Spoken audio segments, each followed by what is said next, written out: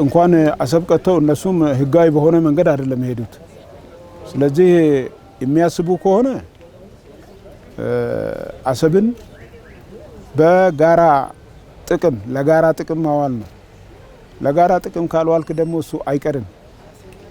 ስለዚህ አሰብን አስቀራለሁ ብለት ይጠፋል። ምክንያቱም በውጊያ እንሄድም ሰላማዊ በሆነ መንገድ እንሄዳለን። ከዚህ የተነሳ አሁን ጉዳዩ ኢትዮጵያን በማመስ ኤርትራ በሰላም ትኖራለች የሚል ፖሊሲ ነው ያላቸው። ይሄ የሞኞች ፖሊሲ። አንተ የሰው ቤት እየበጠበጥክ አንተ በሰላም አትኖርም። ሰውን ሰላም አሳጥተ አንተ ሰላም ልትኖር አትችልም። ስለዚህ መስታወት ቤት ውስጥ ቆመ ሌላ ሰው ላይ ድንጋይ መወርወር ምን ሊያመጣ እንደሚችል ይታወቃልና የኢትዮጵያ የባህር በር ማግኘት ጉዳይ ምንም ጥርጥር የለውም እሱ